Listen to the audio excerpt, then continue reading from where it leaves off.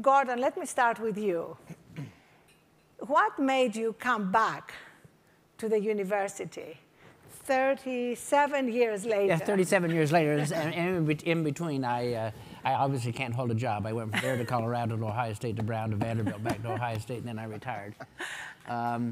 So what brought me back is very simple. West Virginia has every problem in America. And you know, they've asked us, they reprimanded me yesterday that we should be looking at the audience and not at each other. Okay. So I don't want to be reprimanded again. Okay, good. I will look at you, although I appreciate the good fight you're fighting too. So, and when given the opportunity to return after I retired, I realized that West Virginia had every problem in America. I mean, we literally have every problem you can possibly face.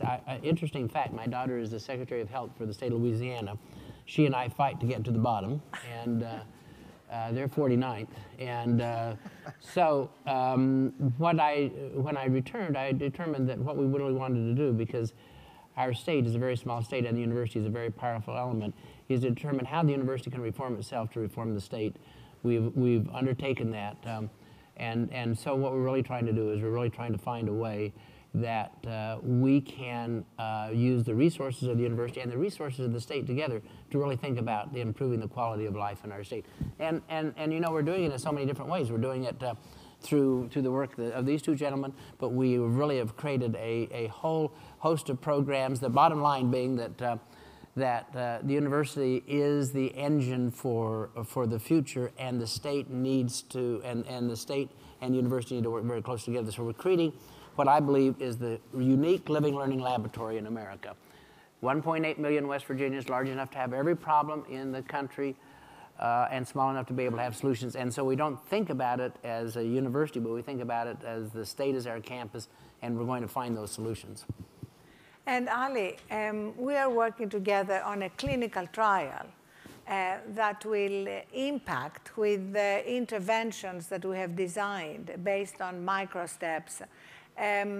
Some of the most affected populations, the opioid population, and also those suffering from chronic diseases. Can you tell us a little bit about that? Sure. So the Thrive Global interventions are really organized systematically, whether it's individual or group efforts, digital strategies to improve wellness and lifestyles based on behavior modifications and lifestyle improvements. So what we're starting is collaboration with Thrive Global and West Virginia University, looking at a range of populations, looking at, for example, beyond the opioid addicts and chronic pain, which is the two first areas with the clinical trial we're going to do. We're looking at students enrolling in the university from their orientation and onwards, and how we can deploy these Thrive interventions for the students throughout their education. We're looking at medical students, residents. We're looking at the military population of the state. They deal with a lot of stress, as well as the first responders, coal miners, so different populations with different stressors that are involved. For example, the first responders have to deal with a lot of opioid overdoses. So they're seeing a very large number of overdoses, and it can be traumatic, and it can impact life. So we chose opioid addiction, and we chose chronic pain because these are two big problems facing the country. West Virginia has some of the highest concentration of opioid addicts per capita. And we have a unique opportunity in our clinics because we have in one clinic, for example, 600 opioid addicts coming in every week getting, for example, Suboxone, group therapy, individual therapy. And despite the best approaches, more than 50% fail these treatments, these intensive treatments. So we need to explore new ways of helping these individuals. These are people whose lives are devastated. These are individuals, their families are devastated, and if you just happen to have a chance to interact with some of them, it's very powerful how these individuals are impacted by this opioid addiction and chronic pain, which are brain conditions. So we're looking how we can optimize. The current approaches are not effective. In this day and age, there are more deaths in this country from the opioid epidemic this year than at the height of the AIDS epidemic. So this is the major problem that we need to deal with. So the Thrive interventions will be as part of a broader platform looking at technologies that we're developing that can use wearable sensors and brain imaging, electroencephalography, looking at biomarkers for sleep and circadian rhythms, looking at heart rate variability, sympathetic autonomic nervous system, quantifying the components of pain and opioid addiction in the context of a state of one's function, moment to moment, and then linking that back to Thrive interventions using analytics. And we're very excited about that with Thrive. We're looking at a virtual reality platform also for a virtual therapist with Thrive. So we're excited about implementing this and helping these opioid addicts and chronic pain patients who really need new interventions to help them. What we're doing, despite the best efforts, is not enough, and these people are suffering. So we're excited about looking at Thrive interventions for these individuals. And Clay, a lot of these interventions involve going upstream, identifying triggers and problems before they become symptoms. And you have done a lot of work around the non-medical factors like hopelessness, isolation, which lead to opioid addiction and which need to be addressed if there is going to be a sustainable solution. Tell us more about that. Well, thank you, Ariana. It's, I think that as we look at American healthcare, and we heard some of that this morning, that we have it really quite backwards. That our business model is rescue from failure. We make more money as people fail, as we do more things to them. If you take Steve Jobs' analogy with Apple, that he would never put a service, a solution, or a product on the market that he, his friends, or his family wouldn't want to use themselves. Well, I know nobody who is part of healthcare delivery who wants to be on the other side of it. So we need to do something better. We're spending a lot of money. If you look at America, we spend about 18% of our GDP on healthcare. West Virginia spends about 26% of its GDP on healthcare. And when we look at how much we spend versus other westernized countries, we spend twice as much as the next country and get next to last outcomes of all westernized countries. The Dartmouth Atlas would tell us that the more money a state spends on healthcare, the worse their healthcare outcomes are. It's a perfect negative correlation. So the answer is not spend more money. The answer is do something different. And so as we think about how we save money and improve outcomes in healthcare, it's trying to invest in health and trying to understand what is health and how can we realize it. And I'll say something provocative, that I am a personal believer that the opioid epidemic and the chronic disease burden we see in our country are symptoms of the real problem, are not the real problem in themselves. I think the real problem, as Ariana said, is a deeper underlying disconnect to what makes us healthy. The root word for health is wholeness, W-H-O-L-E-N-E-S-S. So it's coming together, unity. And in our world of competition and comparisons, we're drawn farther and farther apart. There's a really amazing study done by the Kaiser Family Foundation called the Adverse Childhood Experience Survey. 10-question test given to kids 18 and under, and ask questions about neglect, trauma, and family dysfunction. Were you ever sexually assaulted, violence used against you, violence used against your mom, drugs in your house? Did you feel loved? Did you feel safe? If the answer to that questionnaire is 1, this is validated in 17,000 people in the Kaiser Foundation. If your answer is 1, your risk of everything from opioid addiction to suicide to cancer, heart disease, high blood pressure, diabetes, obesity goes up. If your answer of that questionnaire is 4 or greater, your risk of having chronic obstructive lung disease is 300% higher. Your risk of committing suicide is 1,200% higher. You're likely to live 5.7 years less than if your answer is 0. If your answer is over 6, you're 200% more likely to be addicted to drugs or alcohol, and you're likely to live a shorter life of up to 20 years. And in West Virginia, by county, we see a life expectancy difference of up to 20 years. So I think that the real problem is this trauma that people experience, the reprogramming from the brain, and then the lack of resilience. So if these clinical trials use kind of technology that can identify these problems, then we can intervene as early as possible to affect outcomes. And also the other thing that you have mentioned, Gordon, is that we are not going to be able to change outcomes if we don't change mindsets. And you've specifically talked about the negative elitism in West Virginia. Can you explain to Well, us what is I use this negative term. elitism? I use the term negative elitism because I say, a lot of people will say, well, if we're so damn good, then why do we live here? The truth of the matter is we have a wonderful set of opportunities, and so we have to change the mindset of our people. Everything that we do in this nation, everything that we do in terms of what we're talking about here, require two things: talent and culture. And in the end, we are working very hard on the talent, but we've got to change the culture. We've got to make certain that people understand that they have an opportunity. So it's about hopelessness. It's about getting to the root cause of these issues. And that's what I say about West Virginia, is that we're this little small awkward state. When I came back from Ohio, all of a sudden I realized that it's a very strange state, a panhandle here, a panhandle there. No one knows what to do with us, and so we're going to do it ourselves. And I think in a way that will make a real difference. And in the end, thanks to Thrive Global, we'll be able to take our message to the world. We'll solve our problems locally, and we'll take them globally to the world.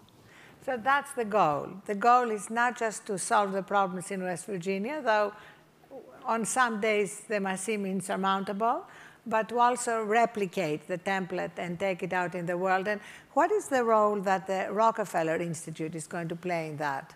So the Rockefeller Neuroscience Institute was established about 5 months ago, and Senator Rockefeller, who's personally engaged very much in this as a mission because of his mother who had Alzheimer's, and he's personally very interested in helping improve the health and wellness of the people of West Virginia and broadly. So he is very much involved in the design and the development of this, and this is really a big goal that we have with the Rockefeller family as well as the university all aligned together, bringing forth a very significant amount of infrastructure and resources and strategic partnerships to quantify elements. For example, we're talking about resilience. Resilience quantifies social neuroscience elements linked to how, if you're worried about food security, if somebody's worried about food on the table for themselves or their family, health insurance security, job security, a roof over your head.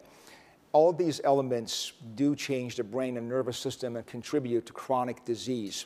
Our goal is to be able to predict some of these elements and intervene using neuroscience. Broadly beyond that is a framework is being established that uses virtual reality, circadian rhythms and sleep, and looks at neuromodulation and many other elements, brain recordings, large-scale population recordings of brain imaging, looking at wearable sensor technology across various populations, not just patients with opioid addictions or chronic pain, but Alzheimer's, traumatic brain injury, Parkinson's, but key partnerships and resources all dedicated to improve health and wellness. And it's a mix between technology, a very high-tech solution, tremendous resources being put behind that. We've had multiple teams have already moved in the past 6 months from all over the country to Morgantown, but also looking at an overall holistic approach to help patients. It's not just helping improve a physical deficit if you have a stroke, or a deficit is improving your cognitive behavior, your whole life and wellness, and that's what the partnership with Thrive is important, because we want to have wellness strategies built into everything we do for our patients. And basically, the interventions are all micro steps, very small steps that people can take every day to improve their sleep, improve movement, exercise, and make them sustainable. Clay, I want to ask you one more question before I open it up to everyone in the audience to ask any questions you want. And that question has to do with my introduction of you as the resident philosopher. So what role does spirituality, storytelling, the more intangible aspects of health that we have been discussing since the beginning of this conference yesterday, what role do these play in what we are trying to do to affect outcomes in West Virginia? Well, I think it may be the most important single thing that we can start to focus on together. There's a really groundbreaking study done by Elizabeth Blackburn and Alyssa Appel in San Francisco. Elizabeth Blackburn won the Nobel Prize for telomeres, which is basically the caps of DNA that tell you how old a cell is. And Alyssa Appel is a behavioral psychologist. They did a study with 2 groups of moms. One group of moms very closely matched. One group of moms had well children, And one group of moms had really sick children, and the thought would be that the moms with the really sick children would have more stress and would age faster than the moms that had the well children. But what they found was something very interesting, that no matter what the health status of your child was, if you felt chronically stressed, particularly chronically stressed for a long time, you age faster, up to 17 years faster than the moms that didn't. So the idea is it's not the objective stress you're under, it's how you see it. And I think that this idea of wholeness, this idea that we're really seeking unity again, we're seeking connections, and I think that's the deep and powerful role of purpose and of storytelling, because ultimately we need to tell ourselves the stories that will create a much better future for ourselves and our families than we're doing today. And I think that's not only true in West Virginia, but I think that's true everywhere. I think we're stuck, and as a country and even as a world, we tend to be addicted to the likes on Facebook and to be separated and to be ego-driven. But I think the road back to health is the road back together, back to unity, back to connections, back to purpose, back to looking through the eyes of a child with wonder and awe at everything. Because if you look at the likelihood that we would be here on this planet at all, and that we would be here together, it's basically zero. So, Albert Einstein said there's two ways to look at life. One is like nothing's a miracle, or two, like everything is a miracle, and we should be doing the latter, I think. That's great, and of course everything you said is at the heart of every major spiritual tradition, philosophic tradition, whether it's the Stoics, the Tao, the Bhagavad Gita. So you're onto something, Clay. And now let's go to the audience. Dr. Nancy Snyderman here from Stanford. As you look at your opioid addiction, are you going to look at atypical models? That is, include social workers, the judiciary, and not just Suboxone, but the long-acting injectables, so that we don't get stuck in the same old rut, with the same old sensory integration of rewarding the brain every day, with the idea of really getting people off things, detoxed, and perhaps on different kinds of medications.